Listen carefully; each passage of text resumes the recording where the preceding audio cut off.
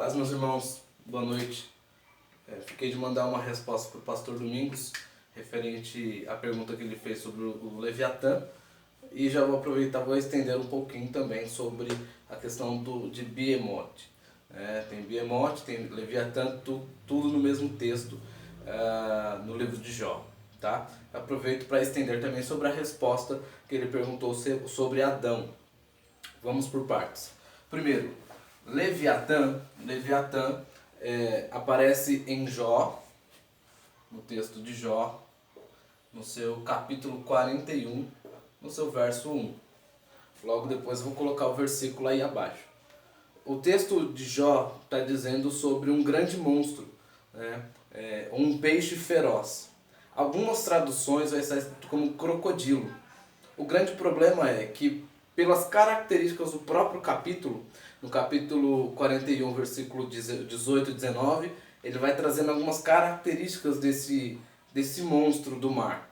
Diz que esse monstro do mar ele era grande e que saía fumaça da sua narina. Não há peixe, mesmo com os conhecimentos que temos hoje, que não há peixe que tenha essa característica. Então, venha talvez a ser uma ideia mítica. O que é mítica? Vem da ideia de mito, né? Vem das mitologias. Vem a ideia de um mito talvez que veio de origem fenícia, tá? Que veio muito na época do Jó mesmo, de Jó, de Abraão. Os fenícios, que era na parte de baixo do mapa, era uma região muito forte e a sua literatura, podemos assim dizer, mesmo sendo oral, ela era muito forte e influenciada por mitos. Porém, o texto de Jó relata sobre um ser grande que possivelmente era do mar, né? Esse é o Leviatã. Hoje pode-se entender alguns que seja uma grande baleia, ou que seja possivelmente um dragão, algo semelhante. Fato é que esse animal não existe hoje. Tá? Leviatã não existe hoje, assim como Behemoth, que nós vemos no capítulo 40, versículo 15, vai dizer sobre este monstro, um ser grande. Este tem uma tendência maior em ser mais fácil de explicar. Pelas características do próprio capítulo, dá-se a entender que seja um hipopótamo, pela grandeza e pelas características do próprio capítulo. Certo é que o texto de Jó é um texto complexo, apesar de ser um texto muito utilizado, ele é um texto muito difícil de compreensão, visto que o texto de Jó não é um texto próprio do hebraico, não é próprio do Antigo Testamento. Há relatos de textos anteriores de um homem muito semelhante a Jó, e que tinha as mesmas condições e que passou pelos mesmos processos.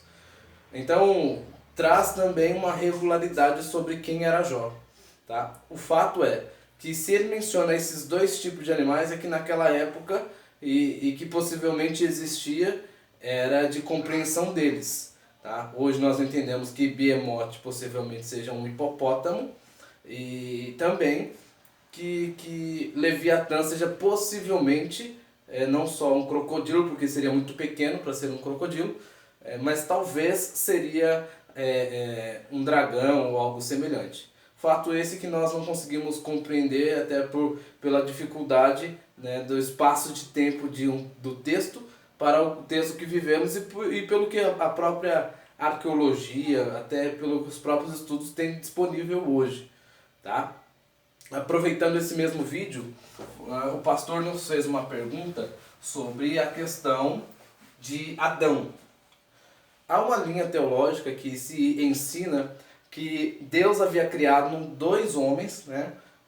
Primeiro cria a humanidade, porque a palavra Adão,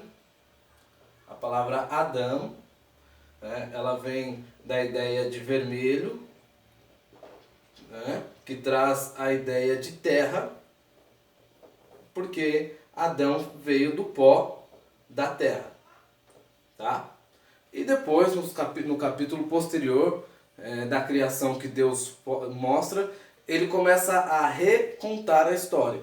Então algumas linhas teológicas acreditam que havia uma criação e depois Deus cria Adão e Eva para cuidar do jardim. Esse texto é logo refutado porque é o seguinte: quando Deus começa a recontar a história, ele conta detalhes da criação do homem e Deus conta detalhes da criação da mulher que no começo não havia contado.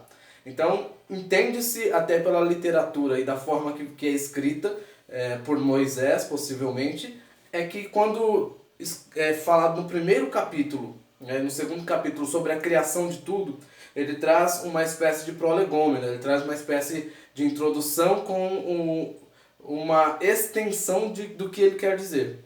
E logo depois ele vai dar detalhes. Nós vemos isso, por exemplo, no texto de Shemot, de Êxodo, que no texto de Êxodo, por exemplo, capítulo 20, nós vemos que dá as 10 leis, o decálogo é mencionado em Êxodo 20 e depois ele é esmiuçado. Então o texto começa a ser trabalhado logo depois que é contado. Então Deus não dá a lei duas vezes, ele dá uma vez só que depois ele é explicativo.